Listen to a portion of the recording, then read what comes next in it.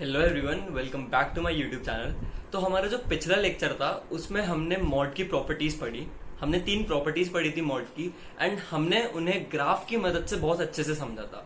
साथ ही साथ मैंने आपको कुछ प्रैक्टिस क्वेश्चंस भी दिए थे करने को। उम्मीद करता हूँ आप लोगों ने वो प्रैक्टिस क्वेश्चंस करे होंगे एंड अब आपको उन प्रॉपर्टीज पे अच्छे से पकड़ महसूस हो रही होगी। आज का जो हमारा टॉपिक है इस प्लेलिस्ट के अंदर, वो टॉपिक है ट्रांसफॉर्मेशन ऑफ ग्राफ्स। बहुत बहुत इंपॉर्टेंट टॉपिक है 11th, 12th और जेई तीनों के पर्पज से। जेई के पर्पज से तो खास करके बहुत ज्यादा इंपॉर्टेंट टॉपिक है, एक बहुत ही इंटरेस्टिंग और मजेदार टॉपिक है एंड आप लोगों को ग्राफ से और ज्यादा जोड़ेगा और आपको ग्राफ से और ज्यादा लगाव हो जाएगा ये टॉपिक पढ़ने के बाद। जी टॉपिक हम पढ़े उससे पहले हमें ये जानना जरूरी है कि एक फंक्शन क्या होता है। फंक्शन के बारे में हम बहुत डिटेल में पढ़ेंगे हमारे सेकंड चैप्टर में। अभी के लिए हम एक बेसिक आइडिया लेंगे कि फंक्शन क्या होता है और कैसे काम करता है। एक बार हम फंक्शन समझ लें उसके बाद हम ट्रांसफॉर्मेशन ऑफ ग्राफ्स के साथ मूव करेंगे। तो चलिए शुरू करते हैं लेक्चर के साथ में एंड समझते हैं कि एक फंक्शन क्या होता है।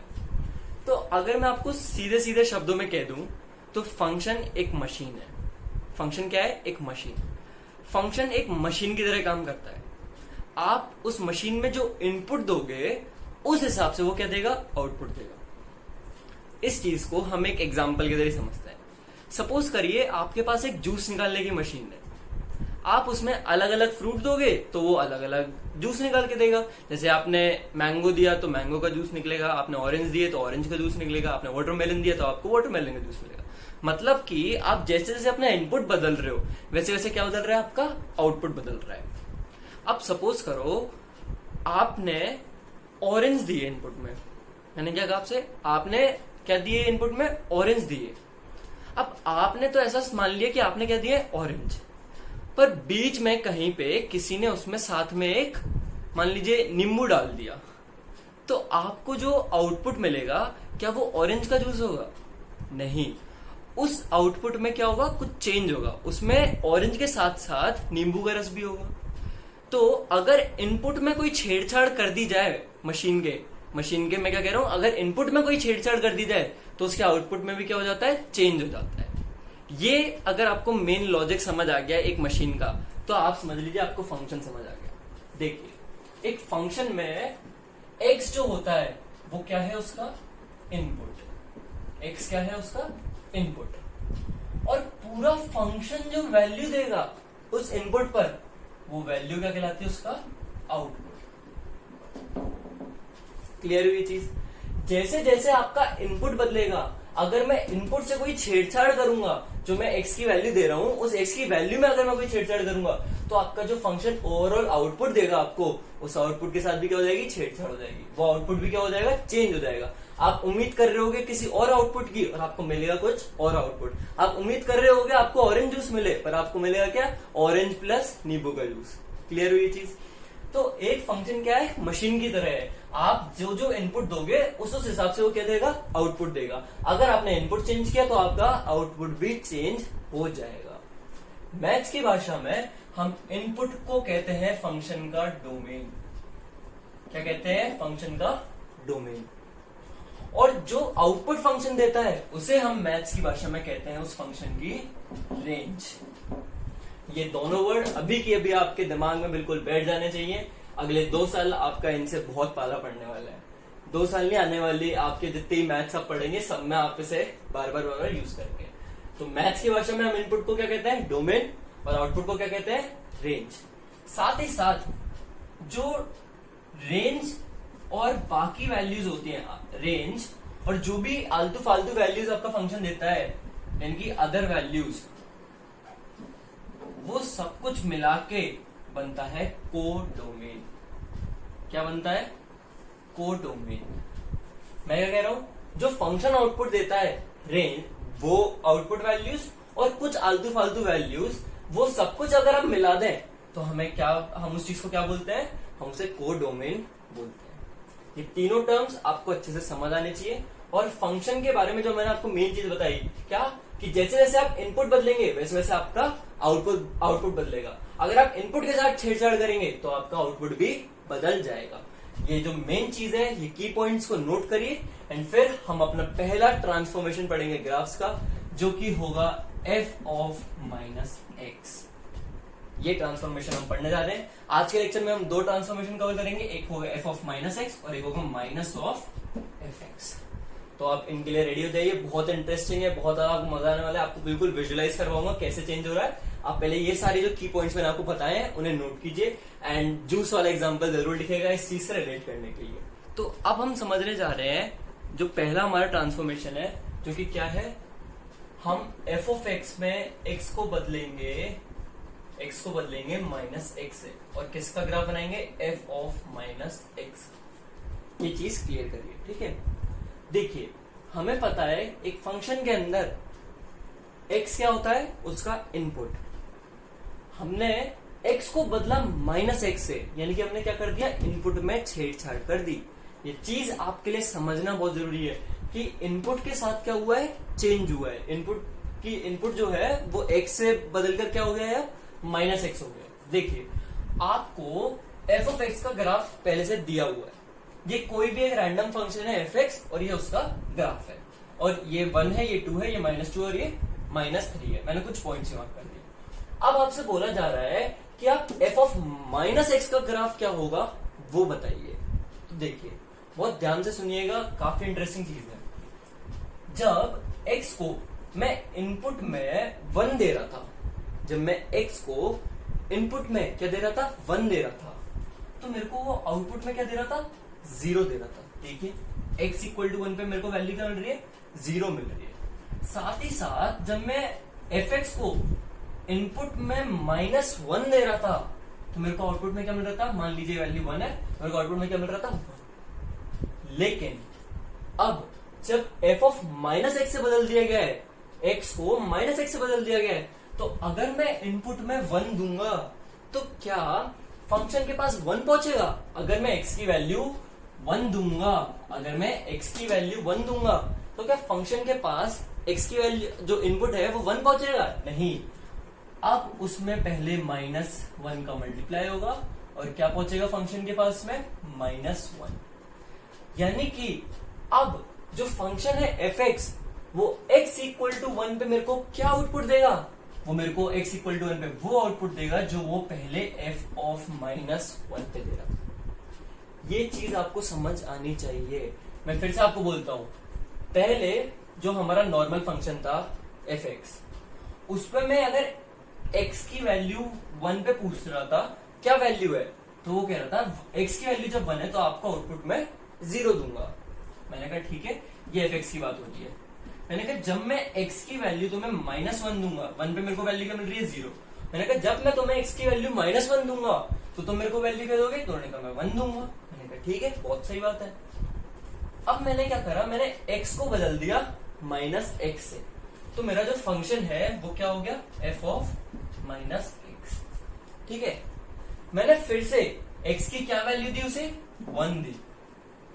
मैंने तो x की वैल्यू 1 दी, पर उसके पास क्या पहुंची, फंक्शन को क्या मिली, फंक्शन को जो वैल्यू मिली इनपुट के तौर पे वो वैल्यू क्या थी, -1। क्योंकि फंक्शन के पास इनपुट में x नहीं -x जा रहा है, यानी कि फंक्शन के पास अब इनपुट में क्या पहुंचा है, -1। तो वो मेरे को x इक्वल टू 1 पे क्या वैल्यू देगा, जो वैल्यू वो -1 पे दे रहा था पहले। और -1 पे जो फंक्शन था एफ एक्स वो क्या वैल्यू दे रहा था, वो वैल्यू 1 दे रहा था। यानी कि अब मेरे को x की वैल्यू 1 पर क्या वैल्यू मिलेगी, 1। साथ ही साथ अगर मैं एफ ऑफ -x को अब x की वैल्यू क्या दू, -1 दू, तो क्या फंक्शन के पास इनपुट के तौर पर -1 पहुंचेगा, नहीं। अब फंक्शन के पास इनपुट के तौर पर क्या पहुंचेगा, 1 पहुंचेगा। क्यों, क्योंकि फंक्शन के पास इनपुट में x नहीं -x जा रहा है। तो मेरे को फंक्शन x इक्वल टू -1 पर क्या आउटपुट देगा, वो मेरे को वो आउटपुट देगा जो वो पहले x इक्वल टू 1 पे दे रहा था, और वो आउटपुट क्या था, 0। ये चीज आपको समझ आनी चाहिए। मैं आपसे फिर से एक बार ये चीज रिपीट कर रहा हूँ। ये चीज अगर आपको क्लियर हो गई तो आपको पूरा सब कुछ समझ आ जाएगा ये ट्रांसफॉर्मेशन कैसे करना है। देखिए मान लीजिए ये जो वैल्यू है ये वैल्यू 1.5 थी, ठीक है, और ये वैल्यू कुछ 1.5 है। इस पे भी जो फंक्शन है वो वैल्यू क्या दे रहा है, ये वैल्यू -1.5 है। इस पे भी क्या मिल रही है वैल्यू, 1 मिल रही है। पहले जो एफ एक्स का ग्राफ था उसे जब मैं x की वैल्यू 1.5 दे रहा था, उसे जब मैं x की वैल्यू 1.5 दे रहा था, x की वैल्यू में और जो इनपुट फंक्शन पे पहुंच रहा है, दोनों अलग अलग चीजें हैं। x की वैल्यू हम दे रहे हैं और इनपुट क्या है, वो ये पूरी चीज जो भी इसके अंदर यहाँ पर इस पे पहुंच रहा है। यहाँ पर x लिखा है, मैंने आपको कहा है x को आप कुछ भी मान के चला करो। x तो यहाँ पर कुछ भी हो सकता था, मान लो x² प्लस 2x होता, ठीक है, ये होता।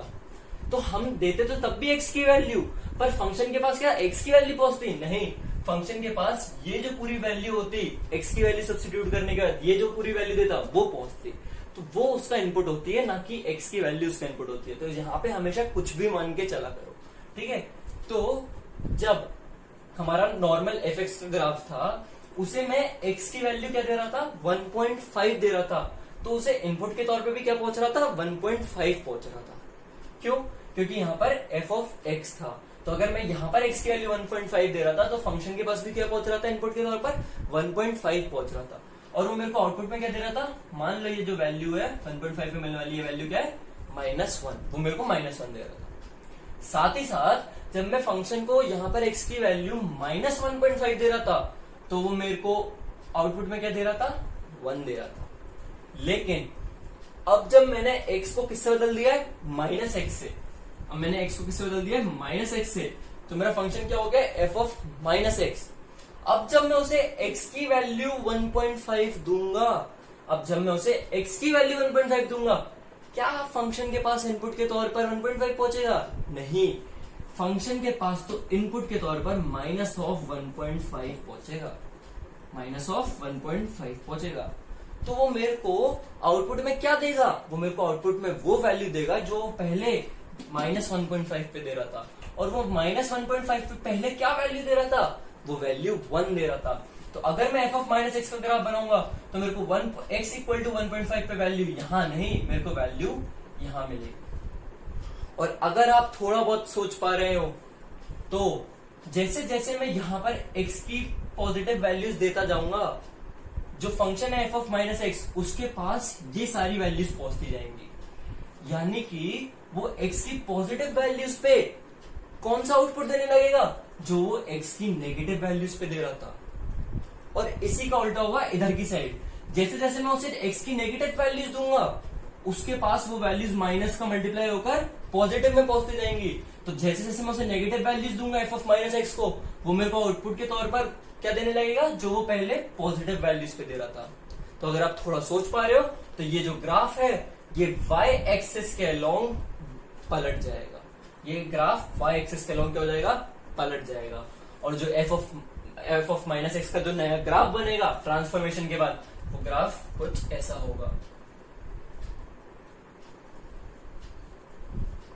ये ग्राफ पलटा देना है हमें किसके अलोंग, y एक्सिस के अलोंग। तो ये कुछ ऐसा और ये ऐसा और ये ऐसा, और ये जो वैल्यू है, ये वैल्यू क्या हो जाएगी यहाँ पे -2, ये वैल्यू हो जाएगी -1, ये वैल्यू हो जाएगी -2 एंड ये वैल्यू हो जाएगी -3, यहाँ पे ये वैल्यू कुछ हो जाएगी -1। क्लियर हो ये चीज। ये ग्राफ किसका है, अगर आपसे पूछे ये ग्राफ किसका है, तो ये ग्राफ है f ऑफ -x का। ये ग्राफ किसका है, f ऑफ -x। एक बार इन दोनों ग्राफ्स को थोड़ा साथ में देखते हैं और समझते हैं मैंने क्या किया। देखिए, f ऑफ x का ग्राफ ये है और f ऑफ -x का ग्राफ ये है। जब fx को मैं इनपुट के तौर पर कोई पॉजिटिव वैल्यू दे रहा हूं, x की क्या दे रहा हूं, कोई पॉजिटिव वैल्यू दे रहा हूं, तो f ऑफ -x के पास वो जो वैल्यूज हैं, वो नेगेटिव का साइन लग के पहुंच रही है। वो यानी कि अगर मैं उसे +1 दे रहा हूं, तो उसके पास क्या पहुंच रहा है, f के फंक्शन के पास ना, उसके पास -1 पहुंच रहा है। तो x की वैल्यू जब 1 होगी, सॉरी ये सारी पॉजिटिव वैल्यूज है, तो x की वैल्यू जब 1 होगी, तो वो मेरे को x की वैल्यू 1 पे वो आउटपुट देगा जो वो पहले x की वैल्यू -1 पे दे रहा था। तो मैंने यही काम करा है। देखो, x की वैल्यू 1 पर मैंने आउटपुट कौन सा बनाया है, जो वो पहले x इक्वल टू -1 पे दे रहा था। साथ ही साथ ऐसे ही अगर मैं इधर की बात करूं, तो मैं जैसे जैसे उसे नेगेटिव वैल्यूज दूंगा x की, जैसे मैंने x इक्वल टू -1 दिया, तो उसके पास इनपुट में -1 नहीं पहुंचेगा, उसके पास क्या पहुंचेगा, ये माइनस का मल्टीप्लाई होके +1 पहुंचेगा। यानी कि फंक्शन का इनपुट क्या है इस वक्त, फंक्शन का इनपुट है 1। तो वो मेरे को आउटपुट में क्या देगा, वो मेरे को आउटपुट में वो वैल्यू देगा जो वो पहले f(1) पे दे रहा था। और f(1) पे वो पहले क्या वैल्यू दे रहा था, वो 0 वैल्यू दे रहा था। तो -1 पे मेरे को क्या वैल्यू मिलेगी, 0 वैल्यू मिलेगी। यानी कि एक तरीके से अगर आप सोच पा रहे हो तो ये जो ग्राफ है ये क्या हो जाएगा, y एक्सिस के अलोंग पलट जाएगा। क्लियर हुई चीज। तो सीधा सीधा लॉजिक जो हमारे पास में निकल के आया वो ये कि अगर fx में x को ट्रांसफॉर्म कर दिया जाए, इनपुट को ट्रांसफॉर्म कर दिया जाए x की जगह -x से, और हमें f(-x) का ग्राफ बनाने को बोला जाए, तो हम क्या करेंगे, जो पूरा ग्राफ है उसे हम y एक्सिस के अलोंग क्या कर देंगे, पलट देंगे। हम y एक्सिस के अलोंग क्या करेंगे, पलट देंगे। तो y एक्सिस के अलोंग स्विच कर देना है ग्राफ को। ठीक है, क्लियर हुई चीज। इसका एक एग्जांपल करते हैं एंड फिर हम अपने दूसरे ट्रांसफॉर्मेशन पे बढ़ेंगे। आप इस चीज को बहुत अच्छे से नोट करिए, बहुत अच्छे से समझिए कि क्या हुआ है यहाँ पर। आप इस चीज को धीरे धीरे समझने की कोशिश कीजिए कि x की वैल्यूज हम देते हैं और जो फंक्शन पे यहाँ पर फाइनली पहुंचती है वो उस फंक्शन का इनपुट होता है। जब फंक्शन f(x) था तब जो हम x की वैल्यू दे रहे थे ना, वही x की वैल्यू उसका क्या था, इनपुट भी था। हम x की वैल्यू 1 दे रहे थे तो फंक्शन के पास इनपुट में भी क्या पहुंच रहा था, 1 पहुंच रहा था। लेकिन अब जब हम x की वैल्यू 1 दे रहे हैं तो उस पे जो इनपुट पहुंच रहा है फंक्शन पे, वो इनपुट क्या है, -1 है, 1 नहीं है। तो x की वैल्यू 1 पर वो मेरे को आउटपुट क्या देगा, वो मेरे को आउटपुट वो देगा जो वो पहले -1 पे दे रहा था। वो मेरे को आउटपुट क्या देगा, जो आउटपुट मेरे को -1 पे दे रहा था। ये चीज समझिए एंड इसको नोट डाउन करिए।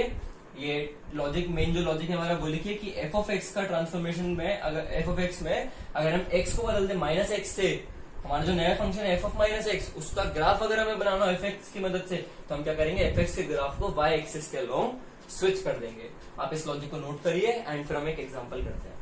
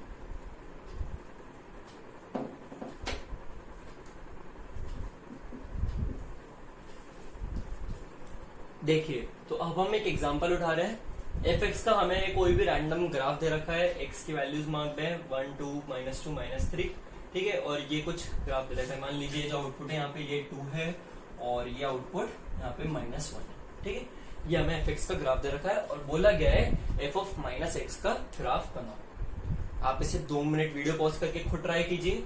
अब आप लॉजिक समझ चुके हैं, आपको पता है कि हम वो जो हमारी शॉर्ट ट्रिक है वो हम क्यों यूज करते हैं, आपको उसके पीछे का रीजन पता है कि वो कैसे काम करती है। तो अब आपका जो काम है वो ये है कि आप सीधा सीधा शॉर्ट ट्रिक को अप्लाई करें। वो शॉर्ट ट्रिक क्या थी कि अगर f(x) का f(-x) का ग्राफ बनाना हो हमें, यानी कि हम ट्रांसफॉर्मेशन कर रहे हैं किसका, x का -x से, तो हमें क्या करना है, y एक्सिस के अलोंग उस ग्राफ को क्या कर देना है, स्विच कर देना है।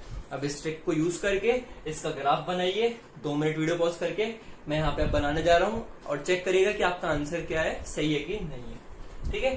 तो सीधा सीधा लॉजिक है, हमें पता है हमें क्या कर देना है, y एक्सिस के अलोंग इस ग्राफ को क्या कर देना है, स्विच कर देना है। तो y एक्सिस के अलोंग जैसे हम इस ग्राफ को स्विच कर देंगे तो ये ग्राफ कुछ ऐसा बन जाएगा, देखिए ये इधर और ये ऐसे और ये ऐसे,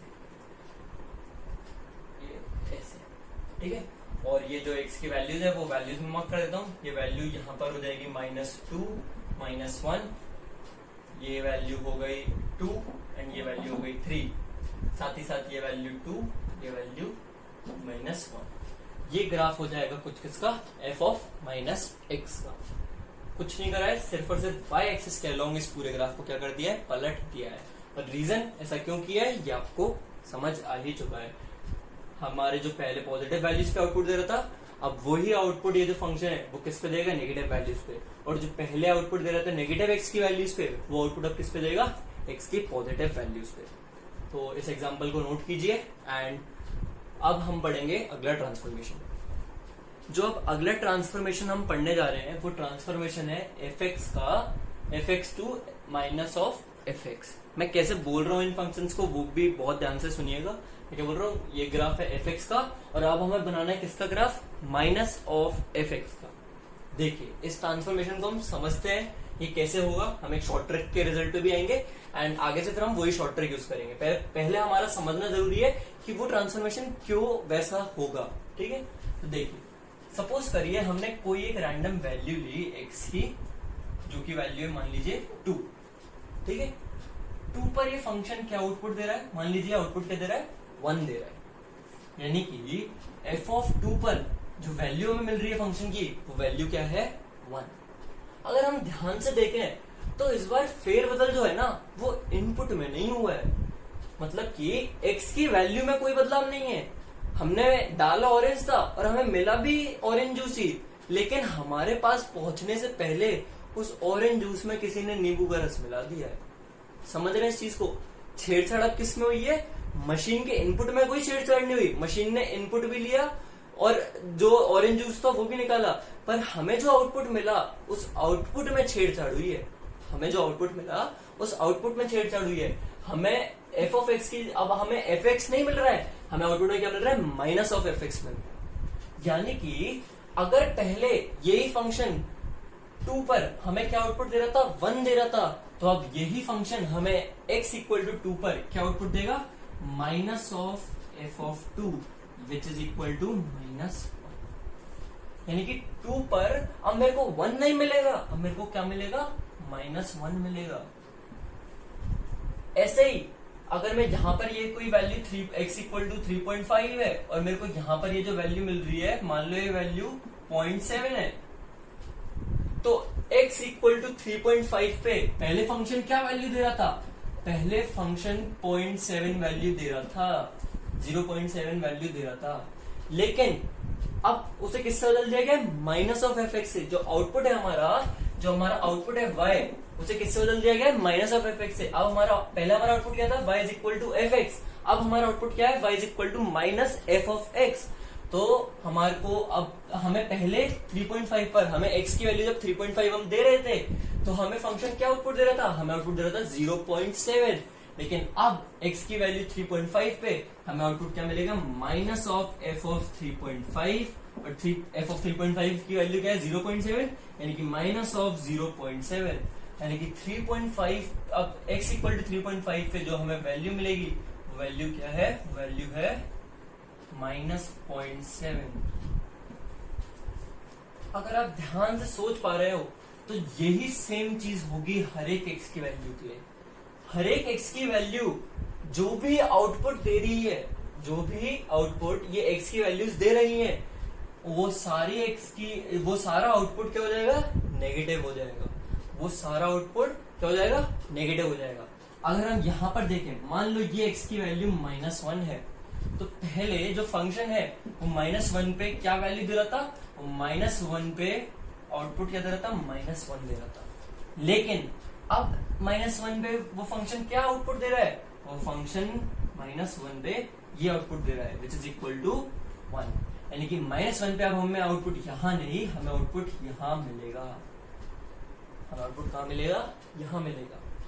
अगर आप ध्यान से सोच पा रहे हो तो ये जो पूरा ग्राफ है, ये ग्राफ किसके अबाउट स्विच हो जाएगा, x एक्सिस के अबाउट पलट जाएगा।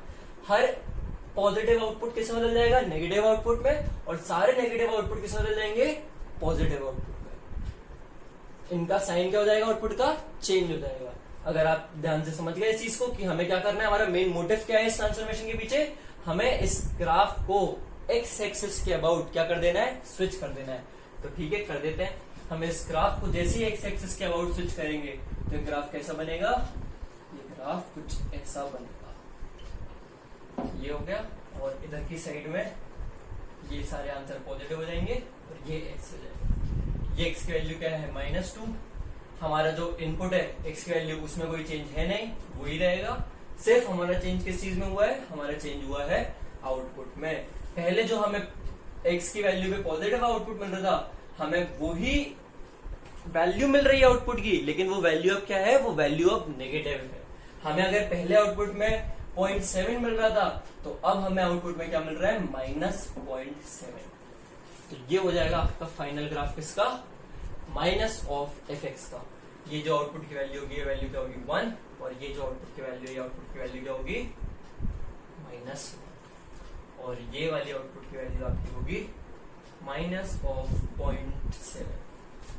क्या ये चीज क्लियर है आपको? तो जो मेन लॉजिक हमारा निकल के आया, अगर fx टू -fx का ट्रांसफॉर्मेशन होता है, तो लॉजिक क्या है, हमें x एक्सिस के अबाउट ग्राफ को क्या कर देना है, स्विच कर देना है। हमें x एक्सिस के अबाउट ग्राफ को क्या कर देना है, स्विच कर देना है। और रीजन आपको समझा ही चुका हूं मैं, क्यों, क्योंकि x की वैल्यू पे पहले वो जो आउटपुट दे रहा था, अब उस आउटपुट में हमको माइनस का साइन लग के मिलेगा। हमें अगर पहले फंक्शन fx 3.5 पे या फिर fx x=2 पर हमें अगर 1 आउटपुट दे रहा था, तो अब वही हमें आउटपुट क्या मिलेगा, -f(2), यानी कि अगर 1 मिल रहा था तो अब क्या मिलेगा, -1 मिलेगा। पहले हमारा आउटपुट 1 था और अब हमारा आउटपुट 2 पर क्या है, -1 है। तो 2 पर पहले हमारा आउटपुट 1 था, 2 पे अब हमारा आउटपुट क्या है, -1। पूरा ग्राफ एक्स एक्सिस के अबाउट क्या हो गया, स्विच हो गया। ये लॉजिक अच्छे से नोट करिए। दोनों ही जो इसके हैं ट्रांसफॉर्मेशंस के, हमने आज 2 ट्रांसफॉर्मेशंस कवर किए, f of x to f of -x and f of x to -f(x).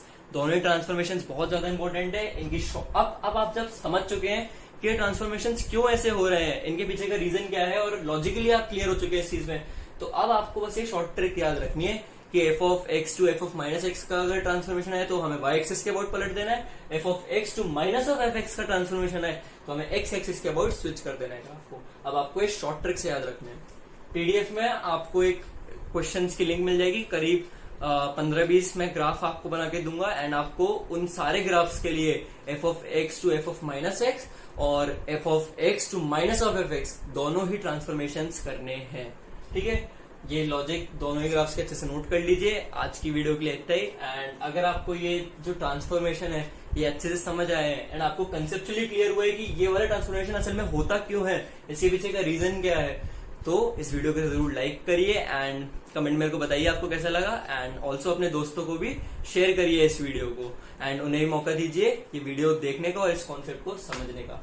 आज के लिए इतना ही, मिलते हैं अगले लेक्चर में। Thank you very much.